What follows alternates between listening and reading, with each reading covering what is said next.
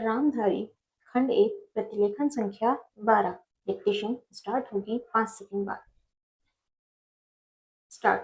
अध्यक्ष महोदय, जिस भावना से मैंने यह बिल पेश किया है उसको विरोधी पक्ष के लगभग सभी सदस्यों ने एक मत से महसूस किया है कि देश में बेकारी की जो समस्या है वह एक भयंकर समस्या है और उसके कारण हमारे देश का विकास, चाहे वह सामाजिक हो, आर्थिक हो या सांस्कृतिक, रुका हुआ है और ऐसी स्थिति में हम आगे बढ़ नहीं सकते हैं।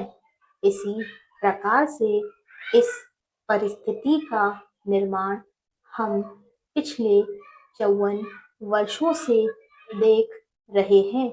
मंत्री महोदय ने यहाँ पर अभी कहा कि राष्ट्रपति इस काम को नहीं कर सकते हैं क्योंकि वह उनके अधिकार के बाहर है।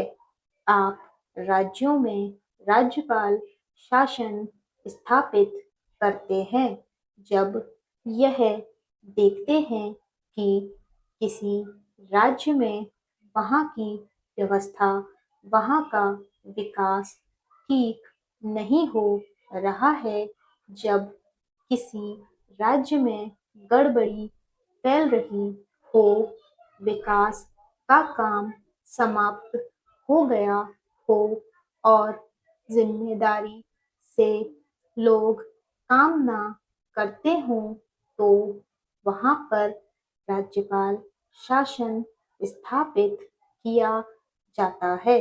ऐसे बहुत से उदाहरण हमारे देश में मौजूद हैं।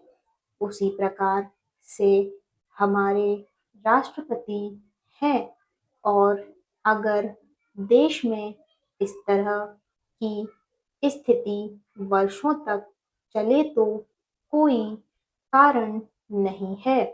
आपात के रूप में राष्ट्रपति इस देश की सुरक्षा के लिए, इस देश की उन्नति के लिए जिम्मेदारी अपने हाथ में ना ले सकें। हमारे भाइयों ने बहुत से उदाहरण दिए हैं कि राज्यों में संयुक्त सरकारें नहीं चली, लेकिन उसके पीछे राजनीतिक हथकंडे थे। अगर कोई राजनीतिक पार्टी जिम्मेदारी से काम नहीं करती तो विधान में यह स्पष्ट है कि राष्ट्रपति शासन अपने हाथ में लें।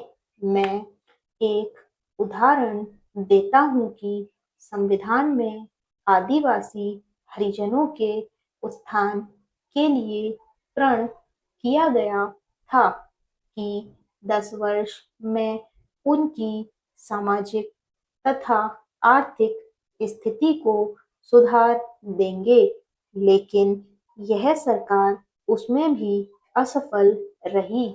उसको एक बार 10 वर्ष के लिए बढ़ाया गया और दोबारा फिर 10 वर्ष के लिए बढ़ाया गया। इसी तरह से उसको बढ़ाते जा रहे हैं, लेकिन उनकी आर्थिक और सामाजिक उन्नति आप नहीं कर पाए हैं। इस काम में सरकार बिल्कुल असफल हुई है। पिछली बार सरकार पर अविश्वास का प्रस्ताव भी आया था और वह पास होने वाला था।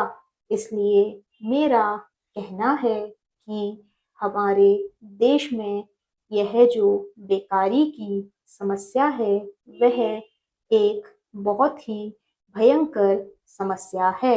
स्टॉप।